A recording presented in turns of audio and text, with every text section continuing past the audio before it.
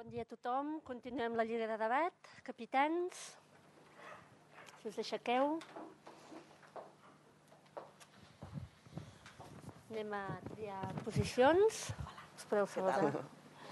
Posicions. Sí. Alacant a favor, Uoc en contra. Sí, no et preocupis. A veure qui comença. Cada un, sisplau.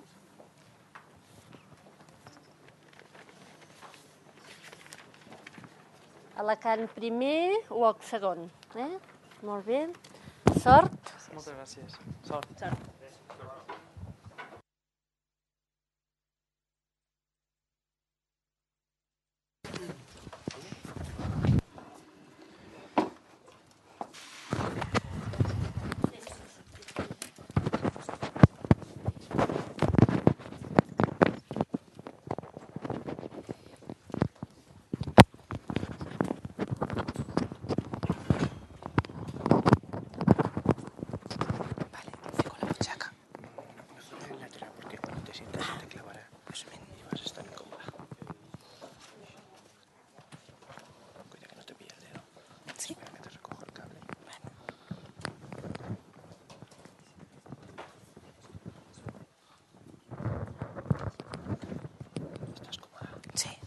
Sí. Hombre, se me arremanga un poco más la camiseta, pero... Uy, no.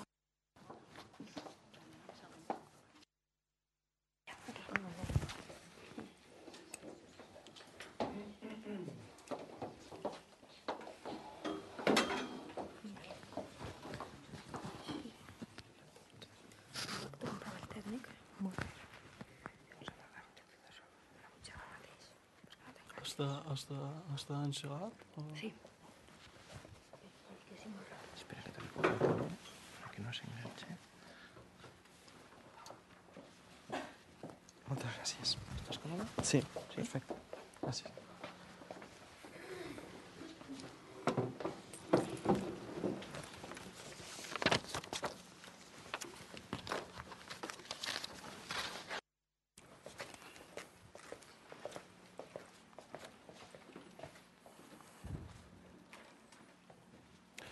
Benvolgut jurat, benvolgut públic, amics i amigues, companys i companyes de la Universitat Oberta de Catalunya, bon dia i bona hora. A principis del segle XIX, la dona va començar la lluita per la reivindicació dels seus drets. Aquest moviment s'ha anat desenvolupant al llarg del segle XX i va arribar al seu punt àlgid als anys 70 i 60. De fet, en aquesta època es va arribar a afirmar que no hi ha cap mena de diferència entre homes i dones. I, si n'hi ha, és per una convicció social, no pas per raons biològiques científiques.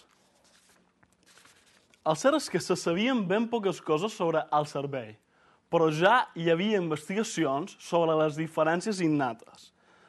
Pocs científics es van atrevir a publicar-ne res, perquè era un tema altament sensible per a la societat d'aleshores.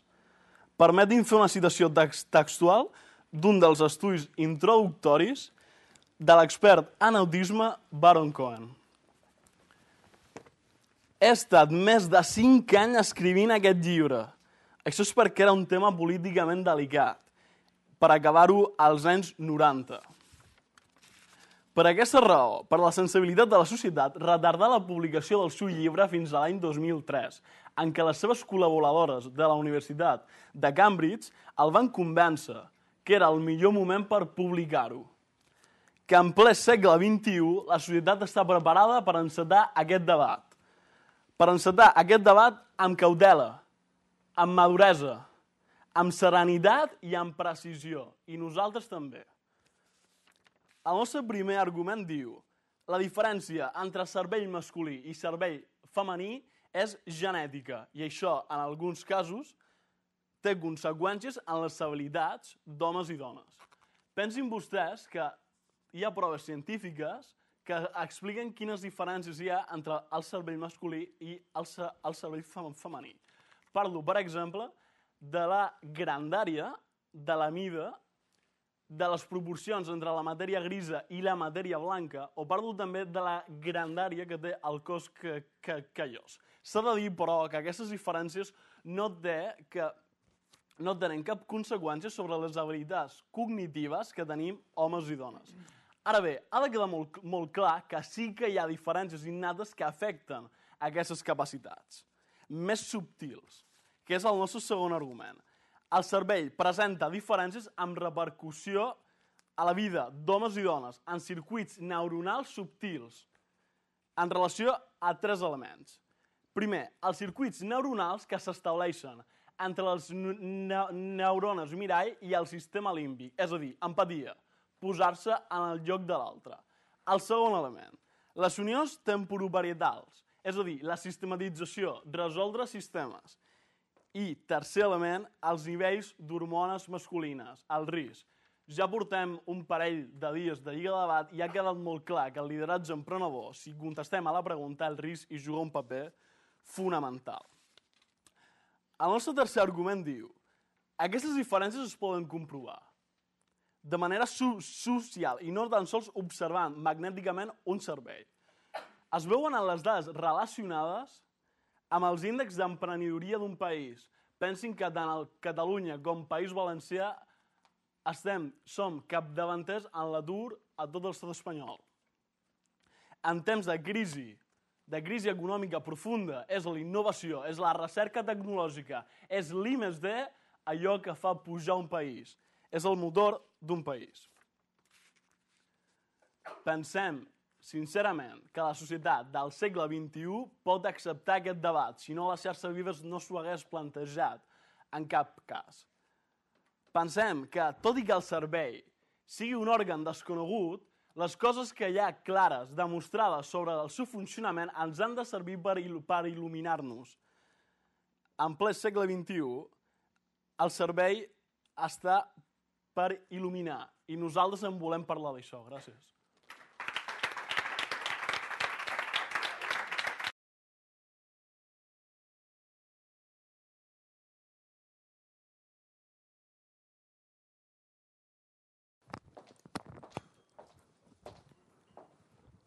Bon dia a tothom, membres del jurat, membres de l'equip rival, membres del meu equip.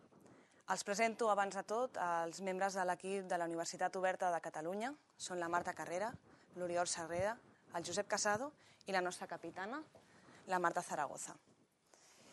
Ens toca parlar de nou, com ja ens va tocar en el primer debat, sobre si lideratge i emprenedoria són qualitats principalment masculines. Quina fortuna, que tenim la possibilitat, l'oportunitat de tornar a defensar que no. Lideratge i emprenedoria, companys, no són principalment masculines. I no ho farem amb el fàcil recurs del determinisme biològic, dels estudis científics.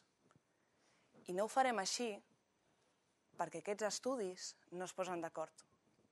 El darrer d'aquests estudis és el de la Cordelia Fine. El de la neurocientífica Cordelia Fine diu que homes i dones es fan, no neixen, i que és la societat la que determina la diferència entre gèneres. Si no fos així, avui no els podria explicar la història d'un petit país, Islàndia. La història d'un país format per moltes famílies com aquestes, la majoria d'entorns rurals, però també de moltes famílies urbanes, ja que el 50% de la població viu a l'entorn de Reykjavik. Aquest país, l'any 1980, va escollir la primera dona presidenta democràticament escollida. Ho va fer en un moment en què es qüestionava, arreu d'Europa, arreu del món, que les dones poguessin ser líders, que les dones poguessin ser emprenedores, i va aconseguir convèncer una societat com aquesta. Anys més tard, el 2008, la societat islandesa torna a donar una altra mostra de que les dones poden ser líders i poden ser emprenedores. La caiguda dels grans bancs islandesos, la crisi financera que ens ha portat fins aquí, gràcies a aquesta necessitat de risc que vosaltres dieu que caracteritza l'emprenedoria i el lideratge va ser solucionada, o, si més no, encaminada cap a la solució per dones. Van ser dones les que es van posar al capdavant dels bancs que s'havien nacionalitzat perquè els homes, amb aquesta definició de lideratge i d'emprenedoria que s'ha estat estenent fins ara, fins als nostres dies, van portar a la ruïna els bancs d'un país que feia molts anys que vivia gràcies a aquesta aversió al risc. Les subprimes, els objectius a curt termini, van portar un país a la ruïna i han estat les dones les que han aconseguit trobar un camí cap a la solució.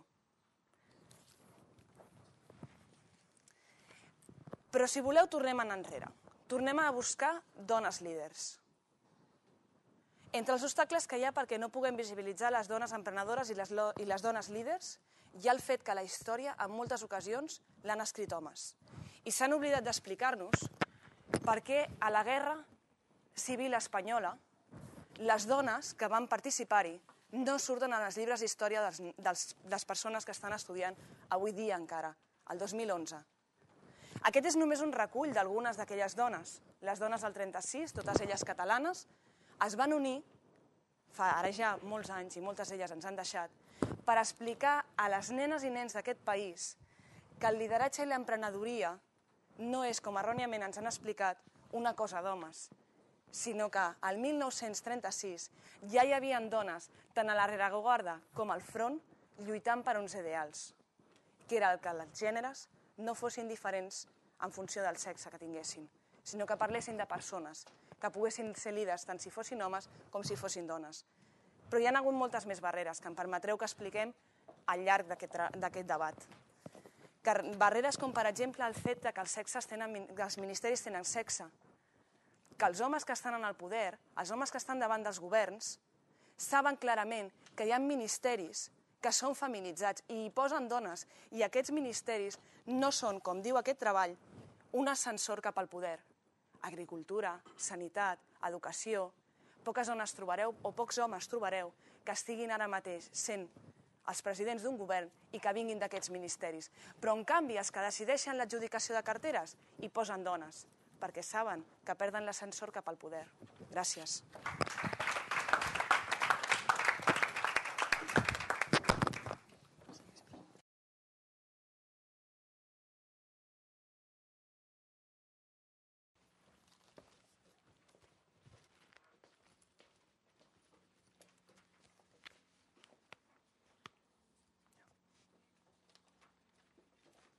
Bon dia a tothom. Soc Andreu Sentí i vinc de la Universitat d'Alacant per a continuar amb els arguments dels meus companys. En primer lloc, permeteu-me que us agraïsca l'assistència a una hora un poc matinenca.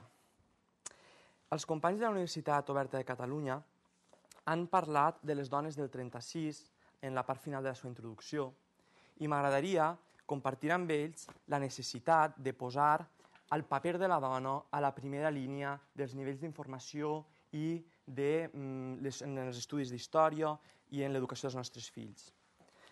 Però això no treu que puguem decidir i puguem estar ja en condicions d'afrontar la realitat biològica que pot diferenciar en alguns aspectes homes i dones i que pot atorgar unes qualitats una mica millors per a un sentit a uns i una mica millors en un sentit a l'altre, sense desmereixer que una persona amb noms i cognoms puga desenvolupar una habilitat o una altra. Però el que l'equip de la Universitat d'Alacant ha volgut posar sobre la taula és el fet que tenim unes diferències biològiques que ens posen a punts de partida diferents. Sí, disculpi, vostès estan arguint fonamentant tot el seu discurs amb les diferències neurocientífiques.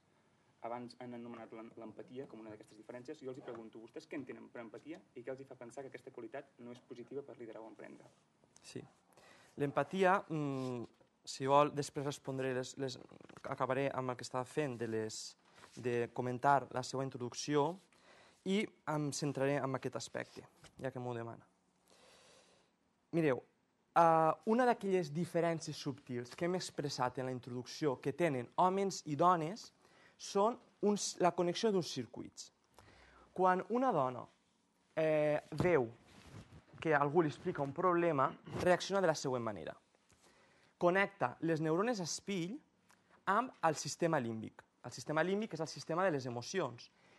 Què fan les neurones espill? Doncs les neurones espill el que fan és que quan hom veu un moviment, el seu cervell reacciona de la mateixa manera com si ell mateix fes el moviment. Aquesta habilitat la tenim homes i dones. La diferència, i així ve la diferència subtil, biològica, és que les dones, quan algú els conta un problema, connecten neurones espill i sistema límbic. I, per tant, el sistema de les emocions es representa com si elles tingueren aquest problema. I això és l'empatia. És una habilitat que es pot potenciar, que es pot utilitzar en sentit positiu per al que faci falta. Però el que demostrem és que és una habilitat de les dones, diferent de la dels homes. I la dels homes és la següent. Davant la mateixa situació, quan hi ha un problema, el que connecta són les connexions temporoparietals. Què provoquen? Doncs buscar solucions ràpidament. I això és el que necessita un bon líder. Mireu, els homes, i ara li torno la seva paraula, i així acaba la seva resposta a la seva pregunta, els homes som una mica cabuts, som una mica d'anar a la nostra. I les dones sempre són a voltes les que ens posen un poc els peus a terra. Això es dona per alguna cosa, i és per aquestes diferències que tenim entre homes i dones. Insisteixo perquè em dóna la sensació que ha obviat la part fonamental de la pregunta, i és què li fa pensar que l'empatia no és un tret positiu per liderar? Com li deia, l'empatia és un tret acceptable, pot ser bo per liderar, però el que vull demostrar és que un bon líder el que necessita, és a dir, no ser un negat en l'empatia, evidentment, però el que jo he explicat no vol dir que els homes no tinguin empatia. El que he explicat és que els homes i les dones reaccionen diferents davant els mateixos estímuls. I, per tant, i com faré a continuació, si em permet, demostraré que el sistema del cervell masculí sistematitzador és millor per l'empatia, com he dit que després faré. Però el que no podem acceptar és que diguem que Cornelia Fine diga que hi ha homes i dones que no es fan, que neixen. Perquè en el seu llibre Delusions of Gender admet les diferències entre el cervell masculí i el cervell femení. I aquestes diferències entre un cervell i l'altre, que admet la pròpia Cornelia Fine, que vostès han citat en la introducció, és el que provoca unes habilitats diferents entre homes i dones. Aquestes habilitats que estava explicant, i ara sí, continuem amb un fil argumental, per a poder arribar a respondre aquesta segona pregunta seva de per què el cervell sistematitzador és el millor per a un líder, doncs permeteu-me que parle dels autistes. Molts dels científics que han arribat a estudiar les diferències entre un sexe i l'altre pel que fa al tema d'habilitats en relacions amb els tipus de cervell són científics que provenen de l'estudi de l'autisme. Per què? Doncs perquè els autistes tenen el cervell masculí extrem. Aquest punt de vista científic és des dels ulls d'un científic o d'una científica? Mireu, el propi Baron Cohen, en el seu gabinet de la Universitat de Cambridge d'investigació, té homes i dones, sense distinció. De fet, el propi Baron Cohen, com hem dit en la introducció, va estar animat per les seues col·laboradores dones a treure a la llum aquesta qüestió, perquè ens sembla que hem arribat al moment de poder conèixer exactament com funciona el nostre cervell i després ho hem d'aprofitar en profit de la nostra societat. Però el que no podem fer és amagar als ulls la realitat o avançar en la recerca al voltant de les habilitats en relació als tipus de cervells d'homes i dones. I després intentaré continuar amb aquest fil argumental. Moltes gràcies.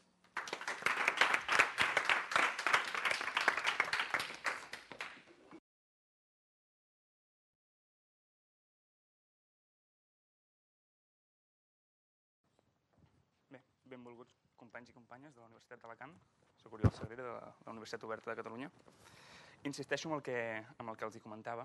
Vostès estan basant tot el seu argumentari en la tesi neurocientífica. Vostès, com jo i com el nostre equip, han fet un treball de camp previ a aquest debat i coneixen perfectament que hi ha diferents estudis neurocientífics que situen les dades en funció de l'interès que tenen els impulsors d'aquests estudis. La sensació que em dona és que vostès estan parcialitzant la informació. Vostès tenen un conjunt de dades, les coneixen perfectament, s'han preparat les dues posicions i estan arguint, estan donant-nos a conèixer només una part d'aquestes. D'això se'n pot dir bàsicament fer demagògia. Quan vostès tenen tot el coneixement de les dades i les parcialitzen en funció del seu interès, estan tergiversant la realitat. tinc la sensació que estan discriminant precisament aquelles que no els interessa o que els situaria en aquella tessitura que no els hi convé defensar. Digui'm. I vostès no estan fent això que denuncia quan es parlen d'acord de la Fains i no s'esmenten el llibre d'al·lusions of gender? No, i precisament em va perfecte que em faci aquesta pregunta perquè l'emplaço a assumir un repte, que és col·locar el debat on realment es generen controvèrsies intel·lectuals i no en aquelles posicions que polaritzen la situació i ens converteixen en dos equips que realment defensem a ultrança una posició tancada i no tenim capacitat de maniobra. Per tant, els emplaço a seguir-me i si tenen alguna posició en contra dels que ara mateix els hi vaig a nombrar, m'interpel·lin. Pel que vostè diu, no crec que sigui fer demagògia quan la meva companya cita la Cordelia Fine, perquè aquest és l'estudi més recent que tenim, és l'últim estudi que s'ha elaborat en aquesta matèria i ve a denotar precisament que el gènere no neix, sinó que es construeix fruit del procés de sociabilització. Li explico. Convindran amb mi que la història de la humanitat és patriarcal, no? I que la dona té un seguit de barreres visibles i invisibles que li impedeixen ascendir a espais de lideratge i emprenedoria. Això té una translació pràctica en la societat, no? I és la marginalitat en la que estan condemnades les dones històricament. Convindran amb mi, i això és un punt a favor vostre, que hi ha més homes que dones ocupant espais de lideratge i emprenedoria actualment. Convindran també amb mi que homes i dones d'acord amb les habilitats adquirides i les hipotètiques qualitats innates sobre les quals vostès fonamenten tot el seu discurs, no m'ha semblat entendre que llavors pràcticament no hi ha habilitats adquirides o aquestes no són determinants, tot prové de l'herència neurocientífica, no? Del que rebem dels nostres pares i del cervell en qüestió de gènere, estaran d'acord que aquestes generen algunes diferències entre sexes, no? I marquen alguns perfils, ja sigui per competències adquirides o innates. De fet, m'és igual i m'abono la seva tesi. Si són innates, també em serveix. En tot cas, el que farien aquestes característiques seria donar-nos, atorgar-nos dos models de lideratge diferenciats, el femení i el masculí. Digui. No creu que si estem aquí i parlem dels dos lideratges, això seria un caos i cadascun tindrien raó de tots els sentits? Justament al contrari, considero que obviar aquesta realitat és reproduir la injustícia històrica vers les dones. És seguir perpetuant la marginalitat a les quals s'ha condemnat les dones històricament, que el patriarcat les ha condemnat a no realitzar-se, no desenvolupar-se en matèria de lideratge i emprenedoria, per culpa d'obviar debats com aquests. Per tant, jo l'emplaço a assumir-lo i no només assumir-lo, sinó entrar-hi de ple en aquests dos models de lideratge. Vostès parlaven precisament que el model de la dona deia que era empàtic. Ho deia amb un cert to despectiu, no volguem dir que l'empatia no serveix per liderar, o que almenys seria un greuge per poder liderar en la mateixa competència que els homes. Potser sí. Com vostè diu, ja sigui de forma innata o adquirida, els homes tenen un model de lideratge agressiu, fort, de poder, de domini, especulatiu, competitiu, no? Que en el model de societat patriarcal que arrosseguem històricament ha sigut el model d'èxit. Com els deia abans, i els donava un argument a favor vostre, la majoria d'espais de lideratge i emprenedoria de l'actualitat estan ocupats per homes. És cert. Les dones quin model tenen? Suposo que conviden amb mi que les dones, ja sigui de forma innata o adquirida, particularment crec que és adquirida perquè el gènere es construeix, no es neix, és comunicatiu, és transversal, és adaptable a l'entorn, fonamenta el treball en equip, la relació interpersonal, té disposició a l'aprenentatge, és empàtic, com vostè deia, i és intuïtiu. El model de lideratge masculí és el que la societat patriarcal ha demandat i ha potenciat, cert? Amb l'educació formal i no formal. No? I ha imposat obstacles visibles i invisibles a les dones que no els ha permès desenvolupar-se en aquestes matèries en el marc d'aquesta societat patriarcal. Quan parlem d'obstacles visibles i invisibles, parlem, per exemple, de la discriminació per qüestió de gènere en quant a sou. No? Les dones encara avui cobren entre un 18 i un 25% menys que els homes pel mateix espai laboral. Parlem, per exemple, de la marginació per qüestions de maternitat. Quan una dona no se la contracta perquè es podria quedar embarassada o perquè té la voluntat de quedar-se embarassada. Quan parlem d'obstacles invisibles, parlem de la impossibilitat de conciliar la vida laboral amb la vida familiar. O, per exemple, de la impossibilitat de les dones a promocionar-se internament dins l'empresa. El que els hi vinc a dir, i acabo, en tot cas al següent torn seguirem amb el meu argument, és que en la societat del segle XXI el model s'està transformant. El que ahir servia, el que ahir era un model de lideratge òptim, el model que el patriarcat sol·licitava, avui ja no serveix. I si no, mirin la crisi de valors econòmica i de poder en què estem vivint. Moltes gràcies.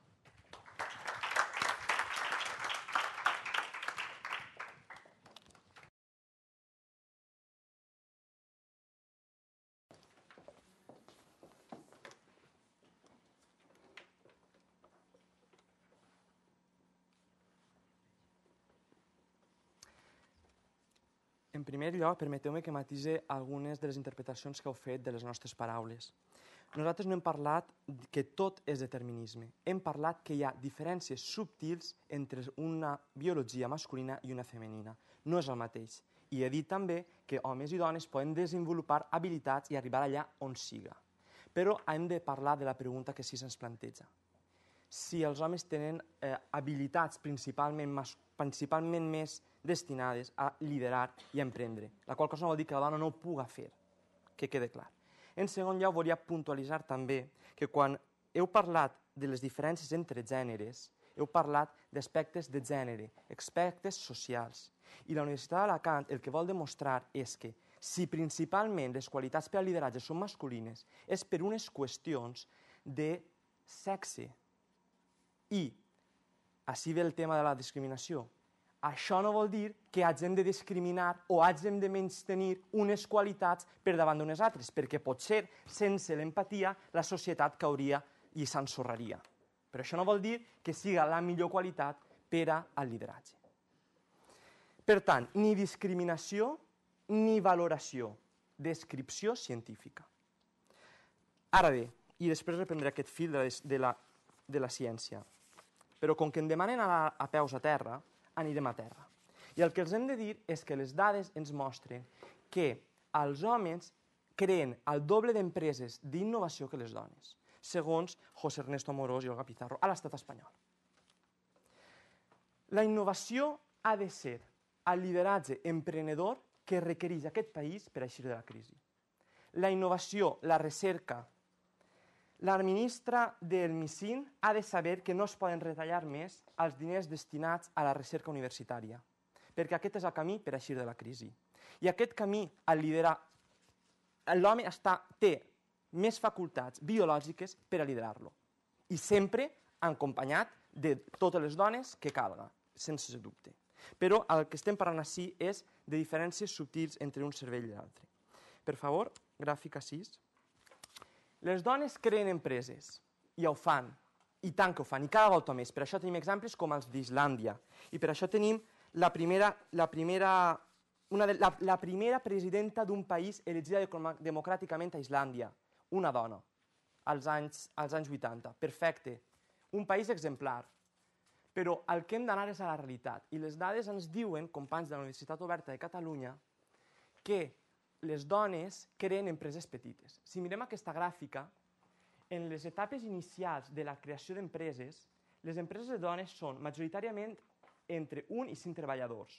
En la barra roja observem que la previsió de creixement d'aquestes empreses petites són també majoritàriament de creixement petit. Per tant, si em posa la següent gràfica, observem que quan les empreses estan establertes i ja consolidades, les empreses de dones també són majoritàriament petites, perquè les dones els agrada controlar, necessiten sentir-se còmodes en el lloc de treball i compartir empàticament les situacions, entendre's amb els treballadors i es troben més còmodes en empreses petites. Per favor. Perdó, vull entendre que estan entenent vostès que és important el tamany? També en qüestió d'empreses? En qüestions de lideratge, en qüestions d'excel·lència i en qüestions d'emprenedoria, la mida és fonamental, perquè no estem parlant així de pimes, senyors. Estem parlant de treure el país de la crisi, de l'excel·lència, estem parlant del lideratge d'un país. I en això, mireu, les dades ens diuen, segons un estudi del 2010 publicat a Estudios d'Economia Aplicada, que quan se'ls pregunta a estudiants, xics i xiques, estudiants i estudiantes de les universitats, sobre si tenen intenció de muntar una empresa, si els agradaria muntar una empresa algun dia, el 70%, al voltant del 75% d'homes i dones diuen que sí. quan se'ls mateix els diu muntaríeu una empresa en ferm, la diferència entre homes i dones és de 16 punts. Els homes 58% i les dones el 41%. En aquest mateix estudi, els homes es declaren amb habilitats d'optimisme, entusiasme i iniciativa, i les dones de disciplina, rigorositat i responsabilitat. Què és el lideratge?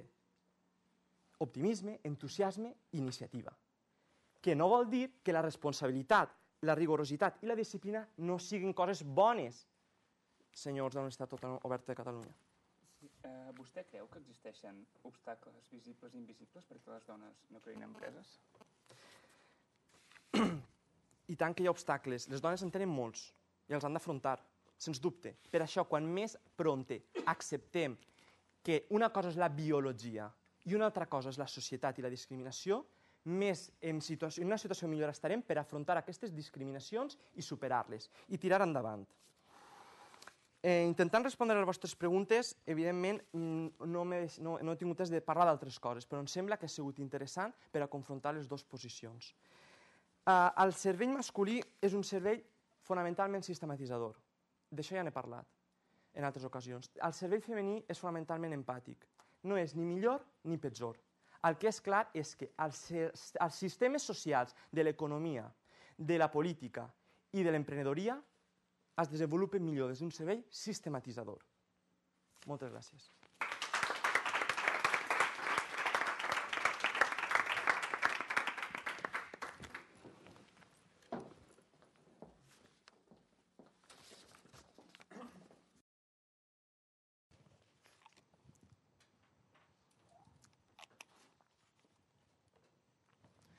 Bé, permeti'm que insisteixi. Vostès no han fet més que seguir argumentant que les diferències rauen fonamentalment en aspectes neurocientífics. Ja els dic d'entrada, com els he dit abans, que ho accepto. És igual, és indiferent. En tot cas, el que ve a evidenciar això és que fruit d'aquesta diferència neurocientífica o adquirida, que és el que nosaltres plantegem, es generen dos models de lideratge diferenciats. Suposo que convindran amb mi que això és així. No? Hi ha un model femení, com els he descrit abans, un model masculí, com també els he descrit abans. També resulta evident que el model masculí és, i ha estat, sobretot, el model d'èxit en la societat patriarcal. Fins aquí també suposo que estarem d'acord. Digui'm. I vostè creu que, per exemple, Angela Merkel o Margaret Thatcher han sigut exemples de lideratge femení? Precisament tot el contrari. Sap què considero? Que igual que la majoria de dones que han passat a la història han hagut d'emular un model de lideratge masculí per poder accedir als espais de lideratge i emprenedoria. Per què? Perquè el patriarcat els ha obstaculitzat. Perquè el patriarcat ha resignat a la marginalitat les dones que han pretès ocupar espais de lideratge i d'emprenedoria. Què passa quan els dic que hi ha dos models de lideratge diferenciats? Què passa? Que la societat contemporània està en crisi. Que el model de lideratge masculí està obsolet. Que el que ahir servia, avui ja no serveix. I no ho dic jo. Ho diu la crisi econòmica en què vivim. Ho diu l'atur que patim els joves. Ho diuen les grans corporacions empresarials. Ho diuen les cambres de comerç, els governs. Què està passant? Que el paradigma de lideratge, d'emprenedoria, fins i tot el paradigma de fer política i fins i tot de fer empresa, està canviant. I cap a on està canviant? I m'acullo a un argument que vostè ha anomenat anteriorment. El futur ha dit, és recerca i desenvolupament. Recerca, investigació i desenvolupament. També li compro, també m'hi adhereixo. És cert, és això. I sap què cal per fer recerca, per fer investigació, per fer desenvolupament? Precisament aquelles competències que les dones, de forma innata o de forma adquirida, m'és igual, han adquirit i han desenvolupat. Justament les competències que les dones han desenvolupat, han après i han posat en pràctica al llarg de la història per culpa de la marginalitat a la qual les ha condemnat el patriarcat, són aquelles que avui, al segle XXI, a la societat del segle XXI, en el canvi de paradigma, ens serviran per sortir de la crisi i per seguir emprenent i liderant. Digui'm. Podria explicar vostè per què Kennedy i Obama, pertenents a grups socials marginals, han presidit la Casa Blanca? Vol que li digui? Perquè són homes. Precisament perquè són homes. Perquè hi ha obstacles que impedeixen a les dones arribar a aquests espais de lideratge. I, sobretot, obstacles que impedeixen a les dones arribar-hi amb el propi model de lideratge. Què han fet tant Kennedy com Obama? models de lideratge masculí en una societat masculinitzada i en una societat patriarcal, que arracona les dones d'aquestes possibilitats. Digui'm. Segons molts científics diuen que per què no va arribar Hillary Clinton a la Casa Blanca, i va ser perquè es va posar a favor de la guerra d'Iraq. És molt probable. És que jo no li he dit que Hillary Clinton tingui un model de lideratge femení. Justament al contrari. Hillary Clinton és l'exemple perfecte d'una dona que emula, que copia el model de lideratge masculí per poder sobrepassar aquestes fronteres que impossibiliten a les dones accedir en aquests espais de lideratge i emprenedoria. Tant de bo Hillary Clinton hagués arribat on va arribar, a la cursa per la presidència de la Casa Blanca, amb un model de lideratge femení, sense renunciar a la pròpia identitat per culpa d'un món patriarcal. Digui'm. Vols dir que Obama i Kennedy no van fer el seu lideratge un lideratge democràtic? És que qui diu que democràtic és contrari. Jo no li estic dient que no sigui democràtic el seu tipus de lideratge. El que sí que li estic dient és que està basat en el paradigma patriarcal. Ells es van adaptar als paràmetres d'una societat patriarcal per accedir als espais de lideratge que aquesta societat potencia i promociona. Ells es van cenyir aquest model per accedir en aquests espais. Almenys és la sensació que jo en tinc. Què passa? Que probablement aquest paradigma està canviant i ens ho diu sobretot el sector econòmic. El model de lideratge i d'emprenedoria està canviant. El patriarcat, afortunadament, està trontollant. Cada cop hi ha menys diferències per qüestió de gènere. En la mesura que es democratitza la societat i les institucions, els obstacles visibles i invisibles que el patriarcat imposa desapareixen. El patriarcat sobreviu i es manté en una democràcia formal, però trontolla i desapareix amb una democràcia material. El The Economist, la revista britànica, prestigiosa en aquest àmbit, en el seu índex de democràcies mundials, en el més recent, gener d'aquest 2011, estableix que Noruega és el paradigma de democràcia. A Noruega hi ha 20 membres al govern. D'aquests 20, 11 són dones. Per què? Perquè en igualtat real d'oportunitats, la dona ocupa l'espai que li correspon. En la mesura que el patriarcat es desfà, la dona ocupa els espais que li pertoca amb les competències que ha assolit al llarg de la història. A més democràcia, més igualtat. I en igualtat d'oportunitats, la dona ocupa un major espai social. Si no, mirin i comparin l'espai que ocupa la dona en països democràtics i el que ocupa en països subdesenvolupats. Miri, jo no sabria dir-li si serà el model femení el que s'imposarà o triomfarà al segle XXI. Tinc la sensació que sí. Certament, tot apunta que sí. Les dades cada cop més apunten que la dona ocuparà espais de lideratge. Els governs cada cop més estan composats per dones. El que sí que està clar és que tot indica que reverteix la situació en la mesura que ens democratitzem. El que sí que també els hi puc dir és que el model masculí està obsolet. El patriarcat està en crisi. El lideratge masculí, basat en l'agressivitat i l'especulació, està trontollant. Particularment, tinc la sensació que el segle XXI serà el segle de les dones. Moltes gràcies.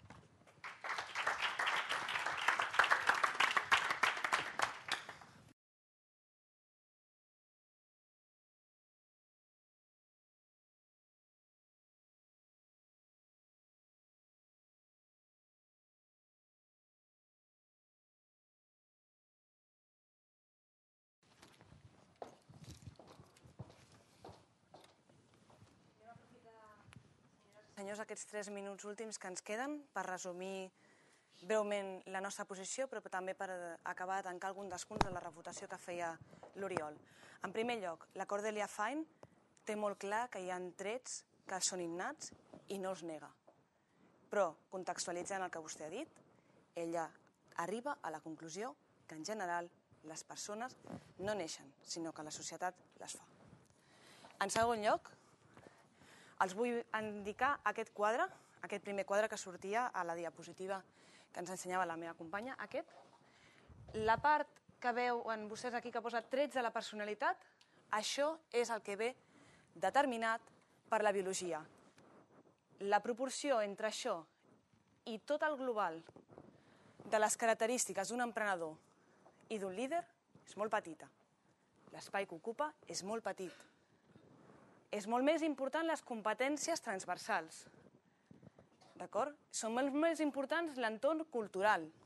És molt més important el procés de sociabilització. Tot això és bàsic perquè puguem parlar d'emprenedors i de líders. I no tan sols la biologia. Perquè des del moment 1, des que sortim del ventre de les mares, per cert, els parts la qüestió més que requereix ser més emprenedor és donar fruit a un fill, i més en el món que vivim. Doncs des del moment que sortim del ventre de la mare comencem el nostre procés de sociabilització i l'estudi ISFOL de competències contrastat a nivell europeu i que la Fundació SURT ha fet servir amb milers de dones cada any indica que les competències adquirides són les que acaben conformant la part més important d'un líder i d'un emprenedor. Però és més, aquest estudi també ens diu que les competències que s'adquireixen en els marcs informals, en la família, en els espais de relació d'associacions, es poden traspassar a les empreses.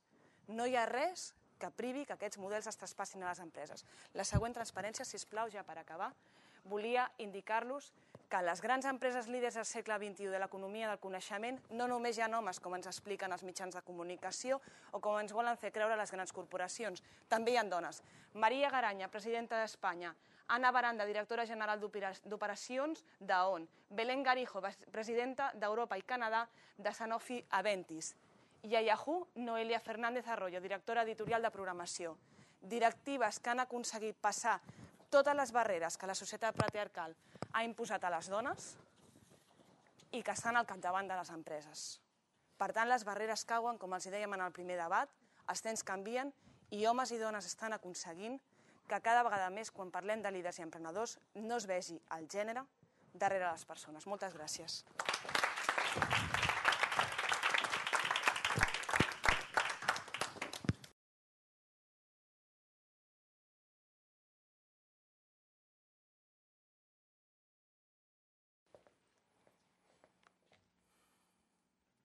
Bé, benvolgut jurat de públic, gràcies per la vostra assistència. Hem arribat al final d'aquest interessant debat i abans d'entrar a la conclusió m'agradaria aclarir alguns termes que han estat desenvolupats pel meu equip. La Universitat Oberta de Catalunya nega que les persones naixem. Estan negant que homes i dones no és un fet científic, que som diferents. Mirin, hem argumentat que la construcció del sexe és un fet genètic, que no es pot discutir, és científic, és ciència. Han entrat també a valorar quina mena de lideratge és millor o pitjor. No parlem de qui lideratge és millor o pitjor, sinó de qui té la competència i qui la fa servir de forma més eficient. Han posat exemples d'empreses informàtiques com Microsoft, on a l'estat espanyol tenen al capdavant una dona. El que no diuen és que si parlem de lideratge emprenedor i si responem a la pregunta qui va començar aquestes empreses va ser un home. Bill Gates a Microsoft, Steve Jobs a Apple i un noi de menys de 30 anys ha fundat Facebook. Són homes. L'equip de la Universitat d'Alacant ha respost a la pregunta. No hem volgut entrar a valorar. Simplement hem descrit la situació que hi ha de forma científica. I si contraposem el lideratge femení al lideratge masculí, no estan responent a la nostra pregunta.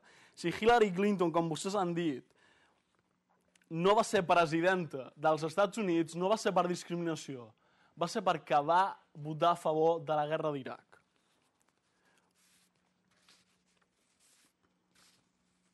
Pensin que hi ha tantes definicions de líders com persones hi ha.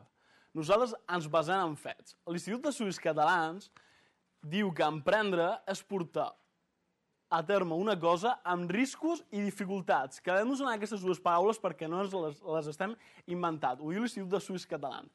Si parlem d'emprenedoria, si parlem de lideratge emprenedor, el risc hi juga un paper fonamental i això no es pot obviar en cap moment. Per tant, hem lligat necessàriament el risc a emprendre amb la necessitat de ser un bon líder emprenedor. Com va dir Janet Rakin, homes i dones som com la mà dreta i la mà esquerra. És absurd no fer-les servir totes dues. Gràcies.